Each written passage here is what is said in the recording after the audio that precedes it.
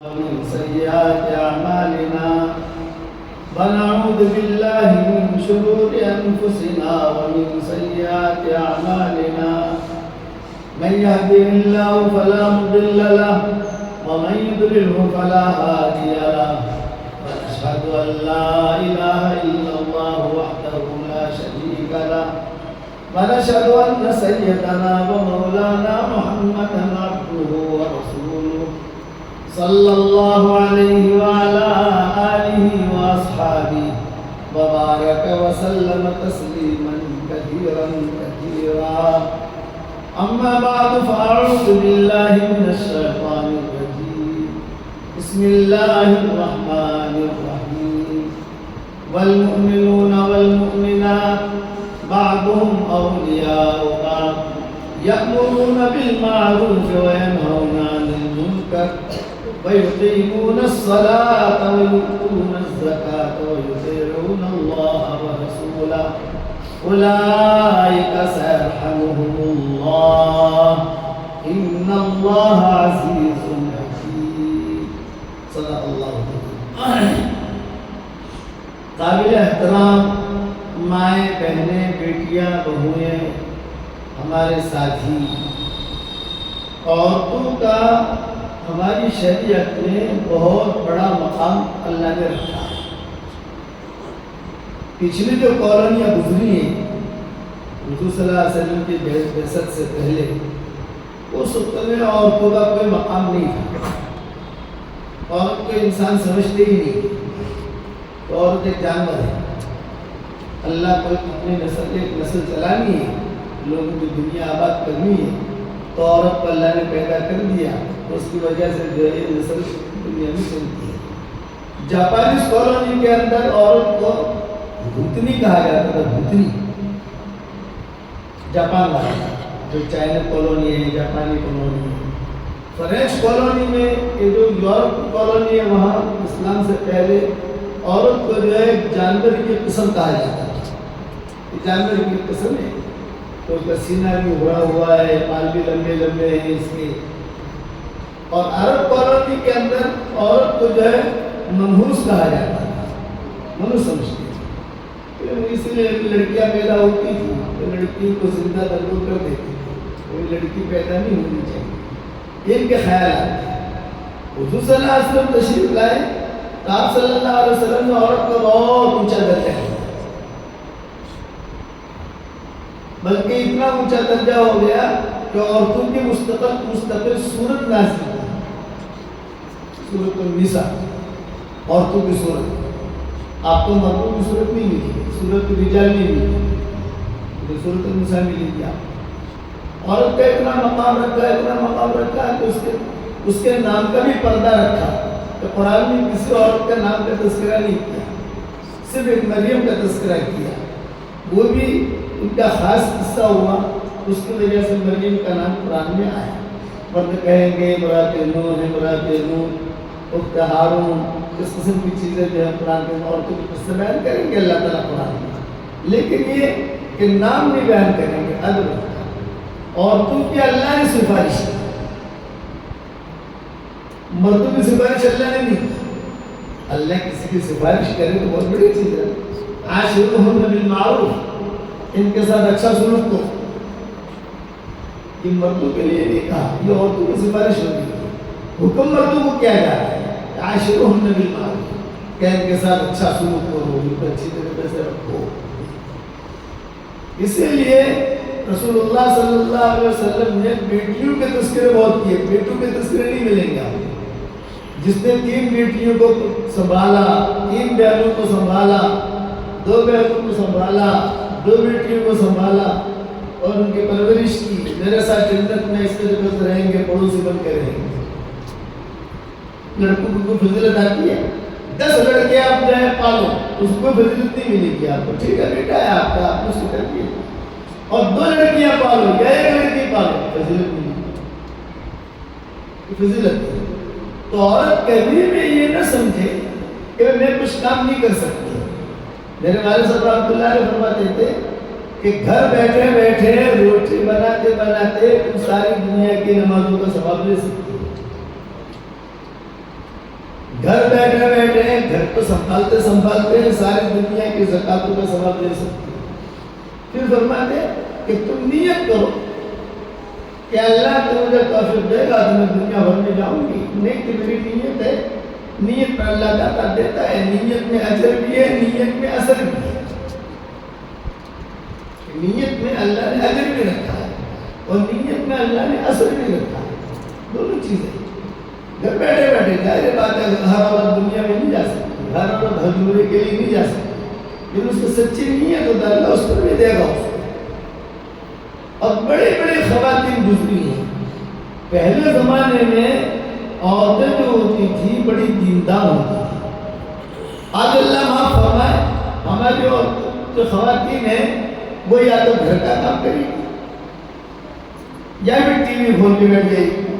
اب تو T V کا دور تو رہا نہیں، اب تو موبائل کا دور آ گیا، ہر ہاتھ کے اندر ٹی وی، جو دیکھنا ہو تم دیکھ لو، یہ فتنے آ گئے۔ شوہر جا گئے، پہلے زمانے میں ایسا نہیں ہوتا تھا، پہلے زمانے میں روٹی بناتے بناتے لسی بناتے بناتے 5 پارے پڑھ لیتے، بچے کو دودھ بھی پلا رہی ہے اور اپنا تسبیح بھی پڑھ رہی ہے، گھر کا کام بھی کر رہی ہے اور بچوں کو سلاتی تھی تو جو بچوں کو سلاتے وقت میں آج کل گانے گاتی ہے تو رہتی ہے، تو اس زمانے میں سبحان اللہ والحمدللہ ولا الہ الا اللہ واللہ اکبر یہ پڑھتی رہتی تھی، قرآن کی آیت پڑھتی رہتی تھی اور بچہ جو ہے وہ سنتا بھی تھا، بچہ سو بھی جاتا تھا۔ اس زمانے میں اگر شوہر کاروبار کے لیے نکلتا تو یہ خاتون دروازے پر کھڑے رہ کر ایک جملہ کہتی، یا رجل اتق اللہ فینا، اے ہمارے پیارے شوہر ہمارے بارے میں اللہ سے ڈرتے رہے، تم روزی روٹی کمانے کے لیے جا رہے ہو، حلال مت لانا حرام مت لانا، حلال روزی لانا حرام مت لانا۔ ہم فاقہ تو برداشت کر سکتے ہیں لیکن جہنم کی آگ برداشت نہیں کر سکتے، یہ تقویٰ ہے۔ زیادہ کپڑوں کا شوق نہیں، آج تو ہمارے کپڑوں کا شوق ہو گیا، آج تو ہمارے یہاں ضرورتیں ہو گئی، آج تو ہمارے یہاں دنیا بھر کے حالات ہو گئے۔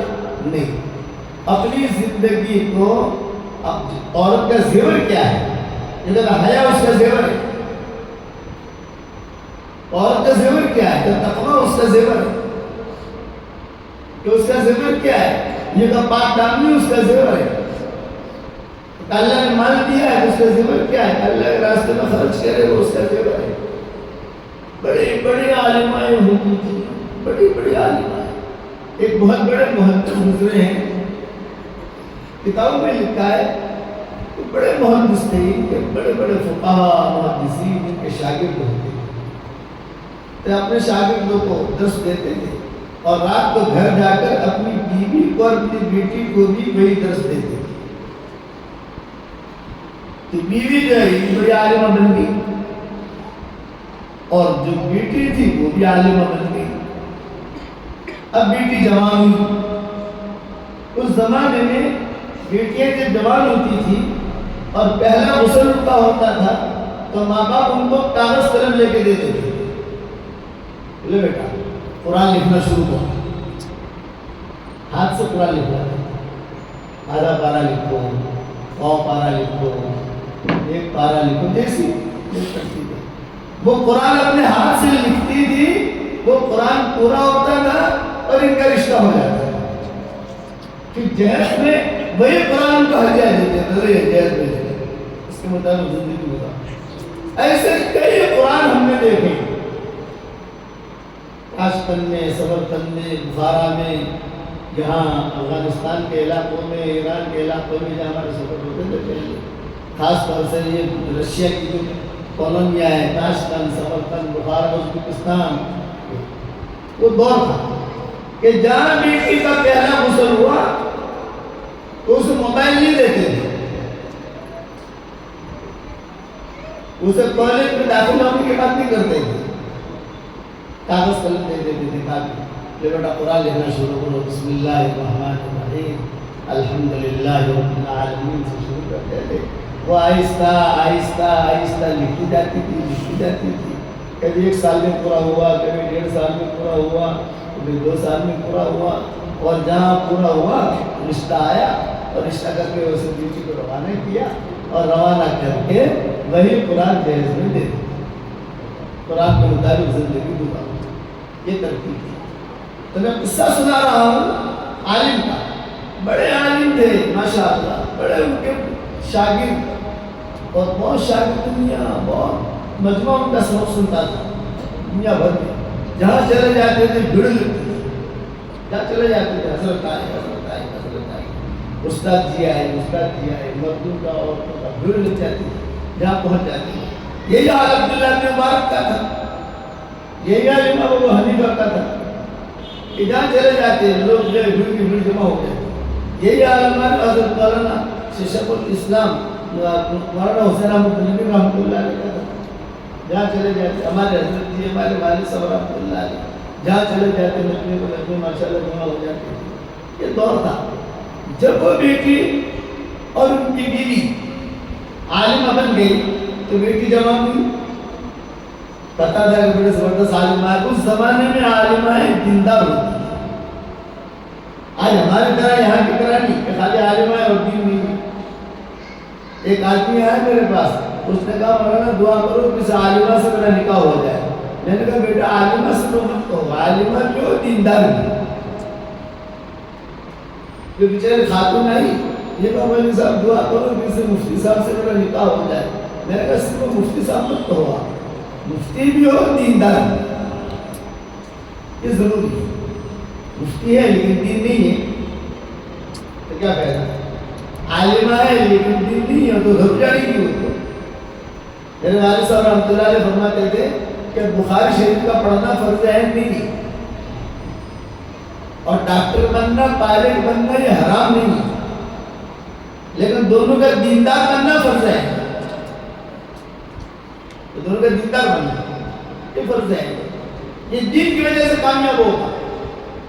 تو اس زمانے کی عالمائیں بھی ہوتی تھی، وہ عالمائیں بھی ہوتی تھی اور دیندار بھی ہوتی تھی، تقویٰ ان کی زندگی میں ہوتا ہے۔ اب یہ جوان ہوئی ہے بیٹی، سب جگہ بات پہنچی، فاطمہ نام تھا اس کا، یہ فاطمہ جو ہے وہ عالمہ ہو گئی ماشاءاللہ، تو بڑے بڑے علماء نے پیغام دیا نکاح کیا۔ یہاں تک کتابوں میں لکھا ہے کہ حرم شریف کے ائمہ نے بھی، جو حرم شریف میں امامت کرے تو ان کا بھی درجہ ہوتا ہے، حرم کا امام ہے، پیغام بھیج دیے نکاح کے، سب جگہ سے اس نے نکاح کر دیا، مجھے نکاح نہیں کرنا۔ شہزادے نے پیغام بھیجے، شہزادے کبھی عالمہ ہے اور حضرت کی شہزادی ہے، وہاں بھی انکار کر دیا۔ تو ان کے جو والد تھے، والدہ، والدہ کے دونوں نے بٹھا کر بیٹی کو سمجھایا، بیٹا اتنے پیغامات آ رہے ہیں اور آپ منع کر دیتی ہو، یہ تو مناسب ہے۔ انسان کی زندگی گزرنے کے لیے جوڑے کی ضرورت ہے، مرد کو عورت کی ضرورت ہے، عورت کو مرد کی ضرورت ہے، یہ اللہ نے ضرورتیں رکھی ہیں، اس لیے استخارہ کر کے ایک چھانٹ لو، ہم تمہارا نکاح اس کے ساتھ کرا دیں، اور ماں اس گھر پر جا کر اپنی علمی کی مشغولیتیں کرتی رہنا۔ بیٹی نے کہا کہ نہیں ابا، میں نے تو کتابوں سے شادی کر لی، مجھے نکاح نہیں کرنا۔ ابا نے ماں نے سمجھایا کہ نہیں، یہ ساری زندگی نہیں گزرتی، آج ہم ماں باپ ہیں، ہمارے ساتھ تم چل رہی ہو، کل ہم نہیں رہیں گے، اس کے ساتھ رہو گی، اس لیے تم جو ہے شوہر چاہو۔ تو اس نے کہا کہ میں ایسے شوہر سے نکاح کرنا چاہتی ہوں، ایسے لڑکے سے نکاح کرنا چاہتی ہوں کہ عالم منی، جو مجھ سے بڑا عالم ہو۔ ارے بیٹے کیسے پتا چلے گا کہ آپ سے بڑا عالم کون ہے، کیسے پتا؟ بولے جو مجھ سے نکاح کرنا چاہے میں اس کا امتحان لوں گی۔ ارے بیٹا عورت جو ہے، لڑکی کسی عالم کا امتحان لے تو ادب کے خلاف ہے، مرد کا ایک مقام ہے، تو کیسے امتحان لوں گی؟ بولے جو مجھ سے نکاح کرنا چاہے فقہ میں کتاب لکھے۔ تو فقہ نے لکھا ہے کہ مصر میں اور یا شام میں، بغداد میں یہ علمی درسگاہیں تھی، بغداد میں یہ علمی درسگاہیں تھی، کئی علماء نے نجد میں علمی درسگاہیں تھی، ہمارے ہندوستان میں حیدرآباد یہ علمی درسگاہ تھی یہاں، اب تو کم ہو گیا وہاں، لیکن اس زمانے میں بڑی علمی درسگاہ تھی حیدرآباد۔ اسی طریقے سے ٹونگ یہ بھی علمی درسگاہ تھی اس دور کے اندر، تو بڑے بڑے علماء نے فقہاء نے کتابیں لکھی، اور اس لڑکی کو پہنچے، وہ کتاب پڑھتی تھی اور کہتی تھی فیل، یہ کچھ نہیں جانتا، جاہل ہے، سب کتابوں کو فیل کر دیا، سب کو۔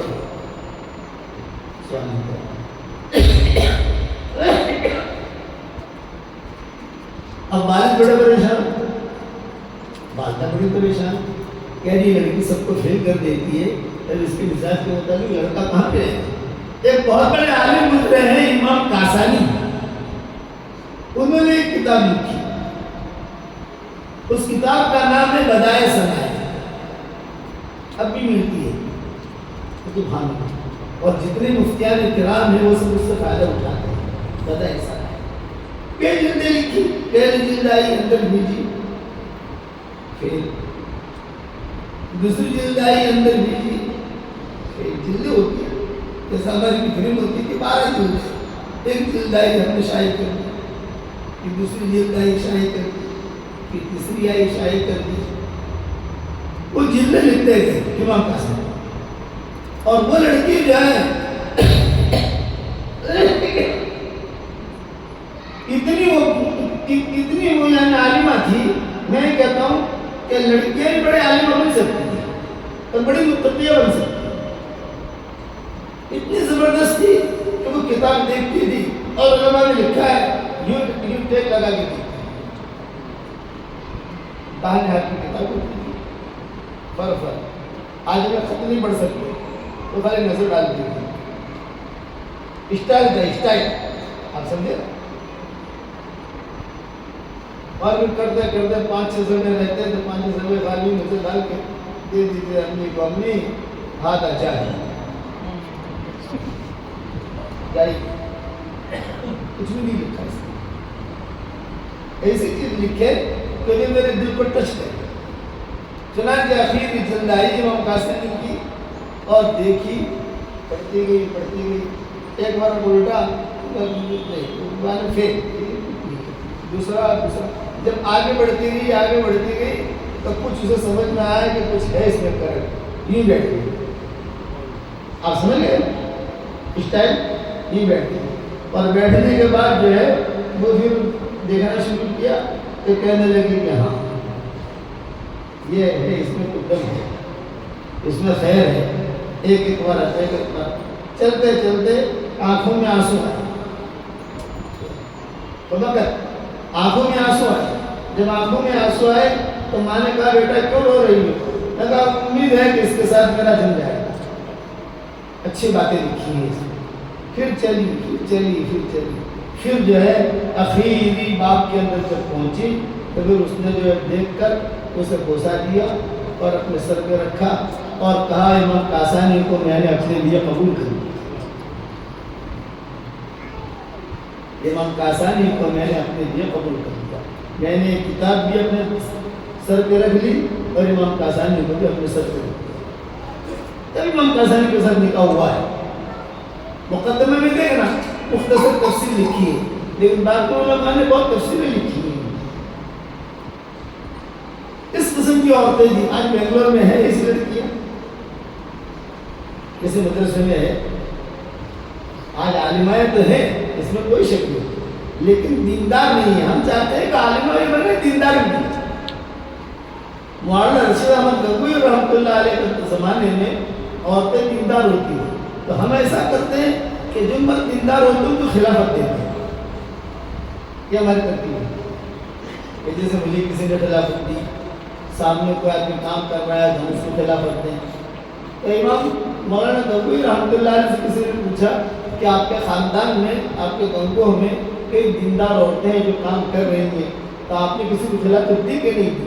تو مولانا گنگوئی نے پوچھا، وہاں گنگوئی نے جواب دیا کہ میں نے اسلاف میں یہ چیز نہیں دیکھی کہ کسی نے کسی عورت کی خلافت کی، اور عورت اذان بھی نہیں دے سکتی، عورت امامت بھی نہیں کرا سکتی، عام طور سے ترائی میں امامت کرا دے، اختلافی مسئلہ ہے، وہ ساری چیزیں ہیں، میں نے دیکھا نہیں. تو پوچھا پھر آپ کرتے کیا ان عورتوں کا؟ بولے میں صرف اتنی اجازت دیتا ہوں اب تم جو ہے میری طرف سے اللہ کا نام لوگوں کو سکھا دو، انہیں قرآن سکھا دو، انہیں فقہی مسائل بتا دو، اتنی اجازت دیتی ہوں. آگے بیعت کرنے کی اجازت نہیں دیتے. مردوں کو تو اجازت دیں گے بھی میں نے آپ کو خلیفہ بنایا، آپ کو بیعت کرنے کی اجازت ہے، اب آگے بڑھا. عورتوں کو نہیں دیں گے. کیوں؟ کہ یہ تو خود دیندار ہے، لیکن جسے وہ اجازت دے گی وہ پتہ نہیں دیندار ہے کہ نہیں. یہ مولانا گنگوئی نے جواب دیا.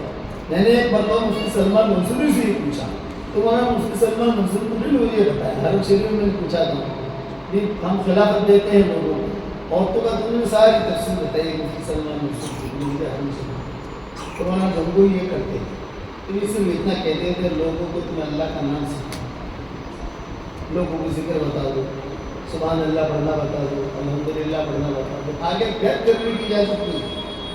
ہاں مردوں کو آگے بیعت کرنے کی اجازت ہے، آگے بڑھا. تو یہ خاتون اتنی عالمہ تھی اور اتنی دیندار تھی کہ کبھی بھی تہجد اس کی چھٹتی نہیں تھی. پاک صاحب امام قاسمی کے ساتھ لکھا ہوا اور کتابوں میں لکھا ہے کہ امام قاسمی حنفی مذہب کے بڑے امام شمار ہوتے تھے. کسی نے اپنی بیوی سے کہا کہ میں چاہتا ہوں حج کروں اور بیوی بھی چاہتا ہوں کہ تمہیں بھی اپنے ساتھ حج کراؤں، لیکن مالی وسائل اتنے نہیں ہیں، اس لیے تم مجھے اجازت دو کہ میں جا کر حج کروں. فاطمہ نام تھا اس کا. تو اس زمانے میں فاطمہ نام بہت رکھتے تھے. جس گھر میں دو فاطمہ ہے ان سے برکت بہت ہوتی. سمجھ گئے؟ حضرت علی کی بیوی کا نام بھی فاطمہ اور حضرت علی کی ماں کا نام بھی فاطمہ. کسی زمانے میں فاطمہ نام جو ہے گھر میں ہر لڑکی کا نام فاطمہ رکھتے ہیں. اس دور کے اندر فاطمہ اول، فاطمہ دوم، فاطمہ سوم، فاطمہ ثالث، فاطمہ رابع، فاطمہ خامس. ہمارے مفتی زین العابدین رحمۃ اللہ علیہ تھے، ان کو مولانا یوسف صاحب رحمۃ اللہ علیہ سے بہت مناسبت تھی. تو جتنے بھی لڑکے ان کے پیدا ہوئے سب کا نام یوسف رکھا انہوں نے. یوسف اول، یوسف دوم، یوسف سوم، یوسف رابع. کہتے ہیں مجھے محبت ہے. کسی زمانے میں فاطمہ نام سے بہت محبت ہوتی تھی تو یہ نام رکھتے ہیں کہ کیا کہ فاطمہ اول، فاطمہ بنتی، یہ بھی فاطمہ تھی. تو انہوں نے اپنی بیوی سے کہا میں حج کرنا چاہتا ہوں، لیکن یہ کہ مالی ہمارے پاس مال اتنا زیادہ نہیں ہے، میں چاہتا ہوں کہ میں جا کر حج کروں. فاطمہ نے اجازت دی کہ جب حج کرو، ہمارے لیے بھی دعا کرنا. وہاں جب پہنچے مکہ مکرمہ تو امیر مکہ کو پتہ چلا کہ حنفی مسلک کا بہت بڑا امام آیا ہے، امام قاسمی. امیر مکہ نے بلایا کہ حضرت آپ یہاں آئے ہو، آپ کا نام ہم نے بہت سنا تھا، آپ کی کتابیں بھی ہم پڑھاتے ہیں ہمارے مدرسے کے اندر، حرم شریف کی 5 نمازوں کی ذمہ داری آپ کی. یہ سب سے پہلا درجہ دیا ہوا امام قاسمی.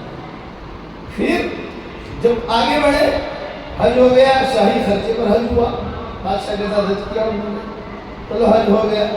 پھر کہا کہ اب میں مکہ مکرمہ کے چیف جسٹس چیف قاضی بنا. یہاں فاطمہ کو پتہ نہیں، یہ سب کچھ واٹس ایپ تو تھا نہیں اس زمانے میں، واٹس ایپ تو تھا نہیں کہ 1 منٹ میں سبق دنیا بھر میں پہنچ جائے. آپ نے بٹن دبایا اور پہنچ گیا. سالوں میں جو ہے 6 مہینے میں خط پہنچتے تھے، 8 مہینے میں خط پہنچتے تھے. امام قاسمی نے گھر پہ خط بھی نہیں کی کہ میں تو حرم شریف کے امام بن گیا اور میں تو جو ہے یہاں یہ مجھے قاضی بنا دیا. قاضی بن گئے اور فیصلے کرتے تھے. چونکہ فیصلے یہ کرتے تھے احناف کا مسلک اور وہاں حنابلہ کا مسلک تھا، مالکیہ کا مسلک تھا، شافعیہ کا مسلک تھا. وہ اختلاف ہوتا تھا علماء میں کہ آپ نے کیسے فیصلہ کیا. بولے میں حنفی مسلک کا امام ہوں، میں اس اعتبار سے فیصلہ کرتا ہوں. بادشاہ کو بھی حنفی بنا دیا ہوں. بعد میں بادشاہ تھا اس کو بھی حنفی بنا دیا اور کام کرتے رہے. یہاں فاطمہ انتظار کر رہی کہ حج تو ختم ہو گیا، اب تو جو ذی الحجہ بھی گیا، محرم بھی گیا، سفر بھی گیا، ربیع الاول آ گیا. یہ جو ہے امام صاحب کو پتہ ہی نہیں امام صاحب کہاں ہے. بعد میں حاجب کے ساتھ امام کاسانی نے خط لکھا کہ اللہ تعالیٰ نے مجھے جو ہے امام بنایا ہے یہاں کا، اور میں یہاں پر جو ہے اپنا کام کر رہا ہوں، تو مجھے جو بس ہم نے یہی ٹھہرنے کا میں نے ارادہ کیا، بلانے کا نہیں کہا. فاطمہ کو تمہیں بلاؤں گا، آپ تو بادشاہی آدمی بن گئے، بلانے کا نہیں کہا. تو جو خط لکھا تھا میں اس عورت کا علم بتا رہا ہوں، جو خط امام کاسانی نے لکھا تھا اس خط کو فاطمہ نے پڑھا، اور فاطمہ نے پڑھ کر کہا کہ آپ واپس کب جاؤ گے قاسم؟ جو خط لے کے آیا تھا ان کا 15 دن کے بعد مکہ جاؤں گا. چونکہ شاہی آدمی بن گئے وہ، تو شاہی قاصد آیا تھا، بادشاہ کی طرف سے قاصد آیا، اور بات اب جو ہے یہ قاصد مکہ جائے گا واپس. تو کتابوں میں لکھا ہے فاطمہ نے وہ خط پڑھا، اور خط پڑھ کے پیچھے ہی جواب لکھا، دوسرا کاغذ نہیں، پیچھے. یہ تو مجھے تعجب ہے، لوگ کہتے ہیں کہ تم حنفی مسلک کے امام ہو، تم کیسے امام ہو؟ امام ابو حنیفہ نے تو مکہ کے زیادہ قیام کو مکروہ لکھا ہے. امام ابو حنیفہ نے مکہ کے قیام کو مکروہ لکھا ہے. تمہیں مکہ کا قیام زیادہ مت کرو، زیادہ ٹھہرنا ہے تو مدینہ میں کرو. تو مکہ میں تو دل کے ارادے پر بھی پکڑ ہوتی ہے. وَمَنْ يُرِدْ فِيهِ بِإِلْحَادٍ نُذِقْهُ مِنْ عَذَابٍ أَلِيمٍ. کیا ہے تم کیسے امام ہو؟ تم نے وہاں کی امامت بھی منظور کر لی، وہاں کی چیف جسٹس بھی منظور کر لی، وہاں کا پاسپورٹ منظور کر لیا. اگر تم وہاں رہنا چاہتے ہو تو حنفیت کو چھوڑنا پڑے گا. اب یہ تو بادشاہ کو بھی حنفی بنا چکے تھے، بھئی بادشاہ بھی تو وہاں کا حنفی بن گیا تھا. تو انہوں نے کہا اور اگر تم کو وہاں رہنا ہے ہمیں بھی وہاں بلا دو، لیکن ہم رہیں گے حنفی مسلک پر، ہم کوئی مسلک دوسرا اختیار نہیں کریں گے. امام کاسانی کو جب یہ خط پہنچا تو انہیں کھچکا لگا. انہوں نے کہا یہ لڑکی، یہ میری بیوی مجھ سے بڑی عالمہ ہے کہ میرا دھیان اس طرف گیا ہی نہیں امام ابو حنیفہ کے مسلک کی طرف. کہ امام ابو حنیفہ کہتے تھے اپنے شاگردوں کو تمہیں اگر قیام کرنا ہے تو مکہ میں مت کرنا، تمہیں قیام کرنا ہے تو مدینہ میں کرنا. مکہ میں کرو گے تو نیکیاں تو ملے گی، لیکن معمولی پکڑ کر جو پٹائی بہت ہوگی. امام صاحب کہتے ہیں اسی لیے امام ابو حنیفہ کے زیادہ شاگرد مکہ میں نہیں ٹھہرتے، مدینہ میں ٹھہرتے. خود امام صاحب بھی مکہ مکرمہ آتے تھے، فوراً حج کیا، عمرہ کیا، اور اپنے شاگردوں کو کہتے تھے چلو مدینہ، چلو مدینہ، یہاں ڈر لگتا ہے، چلو مدینہ. یہاں وہ آدمی رہے جو 100% اوکے ہو، ہم 100% اوکے نہیں. چنانچہ امام کاسانی نے فجر کی نماز پڑھائی، اور فجر کی نماز پڑھانے کے بعد فجر کی نماز اور ظہر کے درمیان بہت بڑا فاصلہ ہوتا ہے. امام کاسانی چھپکے سے نکل گئے اور وہاں وہ پہنچ گئے فاطمہ کے پاس، اور کہا جزاک اللہ امام ابو حنیفہ کا تو نے مسلک بیان کیا، حالانکہ میں خود حنفیوں کا امام ہوں، صرف مولوی نہیں امام ہوں. سارے لوگ میرے پیچھے چلتے ہیں احناف کے اندر. یہ نکتہ میرے ذہن میں تھا ہی نہیں. وہاں پہنچے، یہاں بادشاہ انتظار کرتا رہا ڈھونڈوں میں امام صاحب کہاں گئے، امام صاحب کہاں گئے، امام صاحب کہاں گئے، امام صاحب کہاں گئے. دوسرے امام نے نماز پڑھائی اور پھر امام کاسانی وہاں پر پہنچے.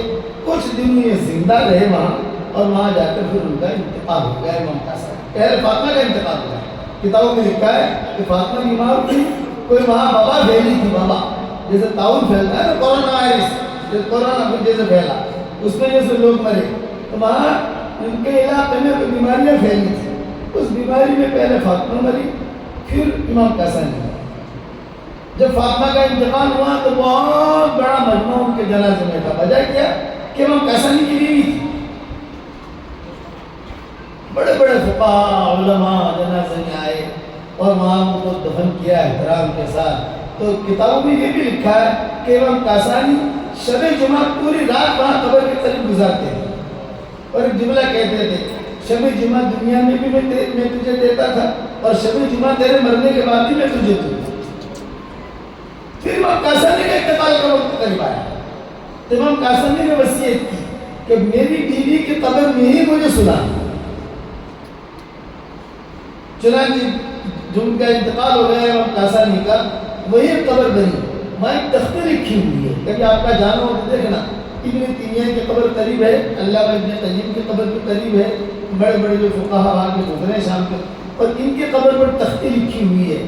دنیا کی یہ واحد قبر ہے جو میاں بیوی دنیا میں بھی ساتھ رہے اور مرنے کے بعد بھی قبر میں بھی ساتھ ہیں اور امید ہے کہ جنت میں بھی ساتھ رہے.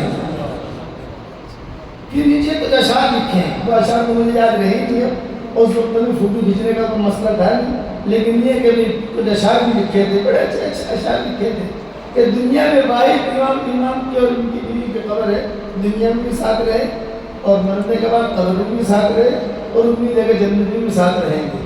دوسرا یہ جائز ہے جائز نہیں ہے یہ اپنے علماء سے پوچھو, یہ بھی لکھا ہے, کچھ کو فقہاء کی موجودگی میں یہ ہوا ہے. امام قاسانی کا انتقال ہوا تو ان کے شاگرد تو بڑے بڑے فقہاء تھے, تو بڑے بڑے لوگ تھے ان کے شاگرد بھی, اور تو علمی دور تھا وہ, جو ہے وہ اپنے علماء سے پوچھو. لیکن ہے حقیقت یہ لکھا ہے کہ یہ قبر ایسی ہے میاں بیوی کی دنیا میں ایسی قبر کہیں نہیں, اس قبرستان میں لکھا ہے. مولانا علی ندوی رحمۃ اللہ علیہ جب شام گئے تو وہاں کے بادشاہ نے مولانا علی ندوی رحمۃ اللہ علیہ سے پوچھا کہ آپ کی کیا خواہش ہے؟ فرمایا میری خواہش پوری کرو گے؟ وہاں دو خواہشیں تھیں. مولانا علی ندوی نے کہا دو تمنا ہے. ایک تمنا ہے جس جیل کے اندر ابن تیمیہ کو رکھا گیا تھا وہ جیل برقرار رکھنا, اسے توڑنا نہ. جیسے پروجیکٹ میں آتا ہے بلڈنگ بنانی ہے, روڈ بنانا ہے, اسے محفوظ رکھنا. اس لیے کہ امام ابن تیمیہ نے وہاں پر جو ہے سینکڑوں فتوے لکھے ہیں دیواروں پر. جیل میں تھے, باہر نکل نہیں سکتے تھے, ان کے شاگرد آ جاتے تھے باہر, وہ فتویٰ پوچھتے تھے, امام اعلیٰ ابن تیمیہ جو ہے اس کا جواب دیتے تھے اور دیواروں پر لکھتے تھے. جب ان کا انتقال ہوا جیل میں اور ان کو دفن کیا گیا تو جیل کھولی گئی تو اس کے بعد سارے فتوے نکلے. اب سعودیہ والوں نے وہ سارے فتوے چھاپے, فتاوی ابن تیمیہ, یہ انہوں نے کام کیا. انہوں نے اپنی ٹیم دی تھی اور ٹیم بھیج کر کہا سارے فتوے نقل کر کے اب انہوں نے چھاپے, چھپ گئے. اسے بھائی فتوے رکھ دیجیے فتاوی ابن تیمیہ, اب چھپ گئے ہیں وہاں مکہ مدینہ میں. حکومت نے چھاپے, پھر میری خواہش تھی تو حکومت نے اب تک اسے باقی رکھا ہے. مولانا علی ندوی کا خواہش. دوسری ہے کہ یہ جو قبرستان ہے یہ صالحین کا قبرستان ہے, اس میں بڑے بڑے لوگ دفن ہیں, ابن تیمیہ, امام قاسانی, ابن قیم اور فلاں فلاں فلاں. چونکہ امام مولانا علی ندوی رحمۃ اللہ علیہ کو انہوں نے تاریخ یعنی دعوت و عظیمت لکھی ہے. مولانا علی ندوی رحمۃ اللہ علیہ نے اس میں سب کا تذکرہ کیا, میں وہاں گیا, میں وہاں گیا, میں وہاں گیا. تو کہا یہ قبرستان باقی رکھنا, اسے چھیڑنا ہی مت, اس لیے کہ یہاں اللہ کے نیک بندے ہیں, ہو سکتا ہے ان کی برکت سے اللہ شان کی حفاظت کرے. دونوں چیزیں وہاں کی اس وقت کی حکومت نے باقی رکھی. اب بعد میں حکومتیں بدلتی رہتی ہیں, حالات بدلتے رہتے ہیں, وہ چیز الگ ہے. تو مجھے تو سنانا تھا عورتوں کا علم کہ عورتیں کتنی بڑی عالمائیں ہوتی ہیں. میں چاہتا ہوں کہ آپ اتنی بڑی عالمہ نہ بنو لیکن کم سے کم مومنہ تو بنو. میں بڑی عالمہ نہیں بن سکتی, کم سے کم نمازوں کا اہتمام ہو, قرآن شریف کی تلاوت کا اہتمام ہو, دین کی دعوت دو, دین کی باتیں کرو, گھر میں دینی ماحول بناؤ. اور آج میں جتنی مائیں بہنیں جمع ہوئی ہیں, بھائی جمع ہوئے ہیں, ان سب کو ایک ہدیہ دیتا ہوں. یہ میرے ہدیے کا نام ہے جاندار, شاندار, مالدار, دیندار. 4 نام ہیں اس کے, جاندار, شاندار, مالدار, دیندار. اور وہ ہدیہ یہ ہے کہ روزانہ 24 گھنٹے میں ایک مرتبہ 313 مرتبہ سورہ اخلاص پڑھنے کی عادت ڈالتا ہوں. ایام میں نہیں پڑھنا, بس 313 مرتبہ سورہ اخلاص پڑھنے کی عادت ڈالو اور 313 مرتبہ درود شریف پڑھنے کی عادت ڈالو اور 313 مرتبہ استغفار کی عادت ڈالو. ایک بیٹھک میں نہیں پڑھنا. روٹی بناتے بناتے 10 مرتبہ پڑھ لیا, چھاچھ بناتے بناتے 25 مرتبہ پڑھ لیا, چائے بناتے بناتے 30 مرتبہ پڑھ لیا. 24 گھنٹے میں پورا کرو, 314 ہو جائے گا, حرج نہیں ہے. اللہ کی ذات سے امید ہے کہ اگر میرا یہ وظیفہ آپ نے کرنا شروع کر دیا تو اللہ کی ذات سے امید ہے کہ قیامت تک کی آپ کے آنے والی نسلوں میں کوئی بے دین نہیں رہے گا. جو دعا مانگو گا اللہ قبول کرے گا, اور کوئی بھکاری بھی نہیں رہے گا. عام طور سے ماں باپ اپنے اولاد کے لیے پراپرٹی چھوڑتے نہیں چھوڑتے. کوئی دکان چھوڑتا ہے, کوئی زمین کا ٹکڑا چھوڑتا ہے, کوئی کاروبار چھوڑتا ہے. میں کہتا ہوں وہ چھوڑو, اللہ برکت دے آپ کو الحمدللہ, اس میں خوب ترقی دے. لیکن یہ بھی کرو. اور ایک بات حدیث اور سن لو, 10 مرتبہ کوئی اگر سورہ اخلاص پڑھے گا تو جنت میں بہت بڑا محل تیار ہو جاتا ہے. اگر آپ 313 مرتبہ روزانہ سورہ اخلاص پڑھو گی انشاءاللہ تو جنت میں 31 محل تیار ہو جائیں گے. بتاؤ. اور کوئی انکم ٹیکس والا فون کرے گا نہیں آپ کو. دنیا میں آپ 2 بنگلے لے لو, انکم ٹیکس والا فون کرتا نہیں ہوتا, کہاں سے پیسے لائے. اور الیکٹرک بل بھی آپ کو نہیں بھرنا, مینٹیننس بھی آپ کو نہیں کرنا, اور کوئی چور چوری بھی نہیں کرے گا, اللہ کی حفاظت میں. تو میں کہتا ہوں دنیا میں پراپرٹیاں بہت بنائی, اب جنت میں پراپرٹی بناؤ. بناؤ گے انشاءاللہ. درود شریف کے بجائے تو سامنے ہے سب, استغفار کے بجائے تو سب کے سامنے ہے, اس میں تو کوئی بات نہیں ہے. بس یہ کرنا شروع کرو. 313 مرتبہ سورہ اخلاص, 313 مرتبہ درود شریف, 313 مرتبہ استغفار. استغفار کی مختصر شارٹ کر لو, اللہم اغفر لی, اللہم اغفر لی, اللہم اغفر لی. 4 منٹ میں پورا ہو جائے گا انشاءاللہ, 5 منٹ میں پورا ہو جائے گا. درود شریف میں مختصر کر لو, اللہم صلی علی محمد, اللہم صلی علی محمد, اللہم صلی علی محمد. یہ بھی 5 منٹ پورا ہو جائے گا. سورہ اخلاص کو تو شارٹ نہیں کر سکتے ہیں, وہ تو پوری پڑھنی پڑے گی انشاءاللہ. میرے والد صاحب رحمۃ اللہ علیہ فرماتے تھے, بیٹا یونس 10 مرتبہ سورہ اخلاص پڑھ, جنت میں محل تیار ہو جائے گا. اور رات کو اگر نیند نہ آئے نا تو کروٹ میں بدلنے سے کوئی فائدہ نہیں ہے. 5-6 مرتبہ 10 مرتبہ سورہ اخلاص پڑھ لے تو 10 بنگلے بھی تیار ہو جائیں گے, نیند بھی آ جائے گی. آپ سمجھ گئے, 10-15 بنگلے بنا دیں گے, رات کو نیند نہیں آتی, رات کو نیند نہیں آتی, تو اس کی بات نہیں ہے. کروٹیں بدل رہا ہے آدمی, جو کروٹیں بدلتا ہے, کروٹیں بدلتے بدلتے جو ہے سورہ اخلاص پڑھیں, سورہ اخلاص پڑھیں. اور پھر ایک دعوت یہ دیتا ہوں, بے حساب پڑھو, بے حساب اللہ کی رحمتیں آئیں گی. پڑھو گے انشاءاللہ. ایک دوسری نصیحت کرتا ہوں, آج کل گھروں میں انتشار بہت ہے, بیماریاں, خرچے بہت ہیں, ٹیسٹ کرانا, یہ کرانا, وہ کرانا, سب دنیا بھر کی چیزیں ہیں. اس لیے صرف مختصر عمل بتاتا ہوں آپ کو. مختصر 24 گھنٹے میں 1 مرتبہ صرف سورہ فاتحہ پڑھنا ہے, بسم اللہ الرحمن الرحیم. پانی میں دم کرو اور آپس میں سب مل بیٹھ کر پانی پی لو. نہیں, سب مل بیٹھ کر نہیں کر سکتے تو وہی پانی چائے میں ڈال دو, وہی پانی اپنے جو شربت بنا رہے اس میں ڈال دو, وہی پانی سالن بنا رہے اس میں ڈال دو, وہی پانی. تو پانی وہی رہے گا, لیکن یہ کہ گھروں کے اندر سے بیماریاں شماریاں ساری کی ساری چیزیں دور ہو جائیں گی انشاءاللہ.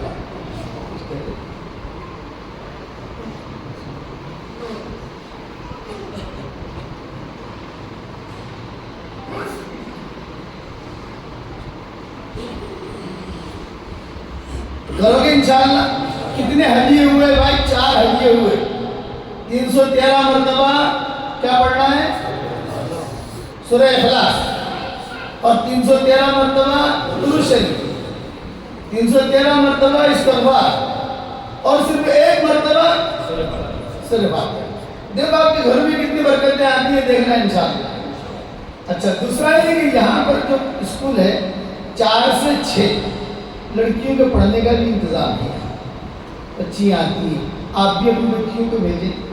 یہاں کے جو ٹرسٹی ہے ان سے مشورہ کر کے, ہمارے اعجاز بھائی جو ذمہ دار ہیں یہاں کے, جو وظیفہ ہے ذمہ دار ہیں یہاں کے, 4 سے 6 بچیوں کا بھی پڑھنے پڑھانے کا انتظام ہوتا ہے تو بھیجیں یہاں, تاکہ جو ہے ان کو پتہ چلے دین کیا ہے. اور یہ کوئی یعنی یہ تو سیکھنا ضروری ہے, دین کا سیکھنا ضروری. روٹی بنانا نہیں سیکھو گے تو جنت مل جائے گی, فکر مت کرو. آپ چائے پکانا نہیں سیکھو گے تو جنت مل جائے گی, ٹینشن مت لو آپ. لیکن دین نہیں سیکھو گے تو بھائی جنت ملے گی. اس کا جنت سیکھنا ضروری ہے.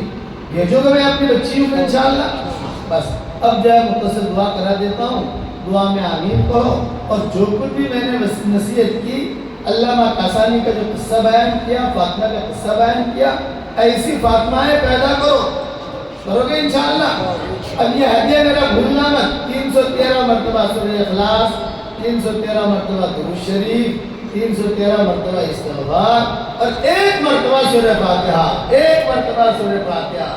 سورہ فاتحہ سے دوستی کر لو، آپ کے گھر سے انشاءاللہ بیماریاں شماریاں سب دور ہو جائیں۔ اللہم صلی علی محمد وعلی آل محمد کما صلیت علی ابراہیم وعلی آل ابراہیم انک حمید مجید۔ اللہم لک الحمد کلہ ولک المن کلہ، لک الشکر کلہ ولک الملک کلہ، لک الخلق کلہ ولک الفضل کلہ، وإلیک یرجع الامر کلہ، وإلیک یصعد الکلم الطیب کلہ۔ اللہم لک الحمد بالاسلام، لک الحمد بالایمان، لک الحمد بالقرآن، لک الحمد حتی ترضى، لک الحمد حمدا حمدا، لک الشکر شکرا شکرا، لک الحمد حمدا حمدا، لک الشکر شکرا شکرا۔ اے اللہ ہمارے گناہوں کو معاف فرما، اے اللہ ہمارے خطاؤں سے درگزر فرما، اے اللہ یہ مسجد السبحان کو قبول فرما، ان کے اسکولوں کو قبول فرما، ان کی محنتوں کو قبول فرما، جتنی مائیں بہنیں بیٹیاں جمع ہوئی ہیں ان سب کو قبول فرما، ان کے شوہروں کو قبول فرما، ان کے پوتوں کو قبول فرما، جتنے مرد جمع ہوئے ہیں ان کی بیویوں کو قبول فرما، اچانک کا خیر ہمیں نصیب فرما، اچانک کے شر سے تو ہماری حفاظت کرنا۔ اے اللہ دونوں جہاں کی سرخروئی کا معاملہ فرما، جس کرم سے آپ نے ہمیں مسجد السبحان میں جمع کیا ہے اسی کرم سے جنت الفردوس میں ہماری قیامت تک کے آنے والی نسلوں کے ساتھ تو ہم سب کو جمع فرما دے۔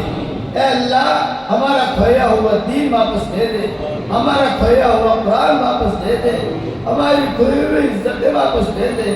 اے ہمارے پیارے اللہ میری تشکیل پر جو روزانہ 313 مرتبہ سورہ اخلاص پڑھے اور 313 مرتبہ درود شریف پڑھے اور 313 مرتبہ استغفار پڑھے اور روزانہ 1 مرتبہ سورہ فاتحہ پڑھے بسم اللہ الرحمن الرحیم کے ساتھ، اے اللہ اس کی ساری دعاؤں کو قبول فرما، اس کی ساری پریشانیوں کو دور فرما اور اس کو دنیا میں بھی جنت دے، مرنے کے بعد بھی جنت دے۔ اے اللہ اتنا بڑا مجمع جمع ہوا ہے، اس میں جوان عبادت گزار بھی ہے، اس میں اللہ بوڑھے بھی ہیں، سفید بال والے بوڑھے بھی ہیں، معصوم بچے بچیاں بھی ہیں۔ یہی مجمع اگر اسلام میں کسی کریم کے دروازے پر چلا جائے، صرف 1 روپے کی بھیک مانگے، اس کریم کے لیے روپیہ دینا جتنا آسان ہے اس سے زیادہ تیرے لیے ہدایت کا دینا آسان ہے۔ اے اللہ ہماری جھولیوں کو ہدایت سے بھر دے، ہماری جھولیوں کو امن و امان سے بھر دے، پورے بنگلور والوں کو قبول فرما، بنگلور کے ذرہ ذرہ کو قبول فرما، ایک ایک اینٹ اینٹ کو قبول فرما، رحمتوں کی چادریں انہیں پہنا دے، مغفرت کی چادریں انہیں پہنا دے، زہد کا لباس پہنا دے، تقوی کا لباس پہنا دے، ہمارے سفر کو بھی انتہا قبول فرما۔ اے اللہ ہمارا نام اگر آپ نے سعید میں لکھا ہو تو ہمارا نام انہی میں لکھے رکھیو، اور اگر آپ نے ہمارا نام شقی اور بدبخت میں لکھا ہو تو ہمارا نام ان کی فہرست لکھا دینا، اور نیک لوگوں کے فہرست میں ہمارا نام لکھ لینا۔ لکھنا بھی آپ کا کام ہے، لکھانا بھی آپ کا کام ہے، لوح قلم بھی آپ کے پاس ہے، سعداء میں ہمارا نام لکھ لے۔ اے اللہ تیرے دروازے پر یہ بچیاں آئی ہیں، یہ بیٹیاں آئی ہیں، یہ بھائی آئے ہیں، اے اللہ اگر تو نے اپنے دروازے سے دھکا دے دیا تو تو ہی بتا تیرے دروازے کے علاوہ کون سا دروازہ ہے؟ اے اللہ تیرے دروازے کے علاوہ کون سا دروازہ ہے؟ سارے دروازے بند ہو چکے ہیں، صرف تیرا دروازہ کھلا ہوا ہے۔ اے اللہ ہم محروم نہ فرما، لا تجعلنا شقیا ولا محروما۔ اے اللہ ہمیں شقی مت بنا، ہمیں محروم مت بنا، ان بیٹیوں کو قبول فرما، ان بچیوں کو قبول فرما، ان کے شوہروں کو قبول فرما، پوتے پوتیوں کو قبول فرما، نواز نواسی کو قبول فرما۔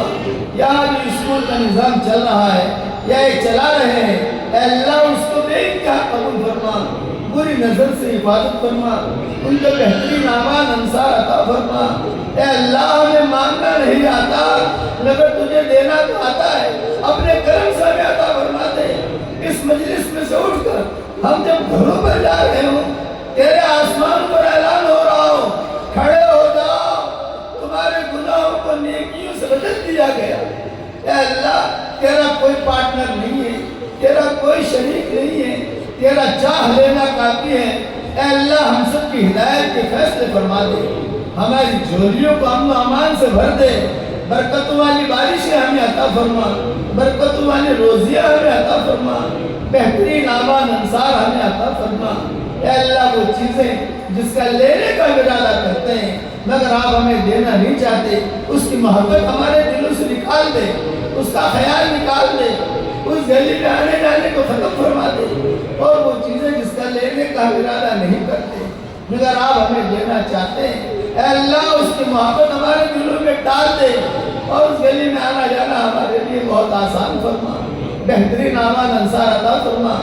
जितनी बेटियां जमा हुई हैं और जितने भाई जमा हुए हैं, जितनी माएँ जमा हुई हैं, हम सब की क़यामत तक के आने वाली नस्लों को तो कबूल फरमा, हम सब की क़यामत तक के आने वाली नस्लों को तो कबूल फरमा। ए अल्लाह, ये मेरी आवाज़, ये मेरी दुआ दुनिया में जहाँ जहाँ पहुँचे और वो आमीन कहें, उनकी आमीन को भी कबूल फरमा। जिनके लड़के और लड़कियाँ शादी के लायक हैं, गैर शादीशुदा हैं, बेहतरीन जोड़ों का इंतजाम फरमा। जो भी औलाद हो, नेक साले औलाद भी नसीब फरमा। जिनके औलाद तय मगर नाफरमान है, उनके नाफरमान औलाद को फरमाबरदार बना दे। ए अल्लाह, दोनों जहां की जिल्लत और रुसवाई से हमारी हिफाजत फरमा। एक दिन आएगा हाथ हम दुनिया से रुखसत हो जाएंगे। आज दूसरों की मौत की खबरें हमारे कानों तक पहुंचती है, एक दिन हमारी मौत की खबर दूसरों के कानों तक पहुंचेगी। कोई पानी गर्म कर रहा होगा, कोई नहला रहा होगा, कोई कफन तैयार कर रहा होगा, कोई मुश्क और अंबर लगा रहा होगा। या अल्लाह, जुबानों पर ताले लग जाएंगे, घड़ियां निकाल दी जाएंगी, बेहतरीन किस्म के जेवरात निकाल दिए जाएंगे, अंगूठियां निकाल दी जाएंगी, कान की बालियां निकाल दी जाएंगी। मोहब्बत के दावा करने वाले कुछ मुठ्ठियां मिट्टियां हदिया भी पेश करेंगे और एक जुमला कहेंगे, कब्र तक आपका इकराम कर लिया, आगे आपके अमाल जाने। कब्र तक आपको इज्जत दे दी, आगे आपके अमाल जाने। ए अल्लाह, तू उस वक्त पे हमारा मुईद और मददगार बन जा, हमारा मुईद और मददगार बन जा। भटके हुए आहू को फिर सुई हरम ले चल, इस भटकी हुई उम्मत की फिर मस्जिद वाला बना दे, फिर अमाल वाला बना दे, फिर अखलाक वाला बना दे। भटके हुए आहू को फिर सुई हरम ले चल। ए अल्लाह, इस उम्मत को तू फिर मस्जिद वाला बना दे। ए अल्लाह, इस उम्मत के हाथ पर करम का, रहम का, फजल का मामला फरमा। तेरे महबूब की उम्मत है, तेरे महबूब ने बहुत आंसू बहाए हैं, उन आंसुओं की लाज रखकर इस उम्मत की कश्ती को किनारे लगा दे। ए अल्लाह, भवन में फंसी हुई है कश्तियाँ, किनारा बहुत दूर है, तू ही बचाने वाला है, तू ही करम करने वाला है। ए पहाड़ों के वजनों को जानने वाले, ए समंदरों के पैमानों को जानने वाले, ए कन्ने के बच्चे को उसके घोंसले में रोजी पहुंचाने वाले, ए वो पाकज़ात, हमारी आंखें तुझे नहीं देख सकती, तेरी आंख हर वक्त हमें देखती है, तो हमारे करीब है। ए अल्लाह, उम्मत की इज्तिमाई और इंफरादी परेशानियों को दूर फरमा दे, उम्मत की इज्तिमाई और इंफरादी परेशानियों को दूर फरमा दे। ए अल्लाह, जिसने भी मुझे दुआओं के लिए कहा हो, दुआओं के लिए खुतूत में लिखा हो, जिनका हम पर किसी किस्म का हम पर एहसान हो, या जो मुझे अपनी दुआओं में याद करते रहते हो, या माएँ बहन मुझे अपनी दुआओं में याद करती रहती हो, या ये दुआओं के लिए कहना चाहते थे मगर कह नहीं सके हैं, अल्लाह उनकी और हमारी सारी जायज़ मुरादों को पूरी फरमा कर उसमें खैर की शक्लें और सूरतें पैदा फरमा और अपने फज़ल और करम से हमारी दुआओं को कबूल फरमा। सुबहान रब्बिना रब्बिल इज़्ज़ति अम्मा यसिफून व सलामुन अलल मुरसलीन वल्हम्दुलिल्लाहि रब्बिल आलमीन। देखिए भाई, मजमा बहुत है, मैं मुसाफा नहीं कर सकता, सलाम करता हूँ, सलाम का जवाब दे दें। अस्सलामु अलैकुम व रहमतुल्लाहि व बरकातुहू।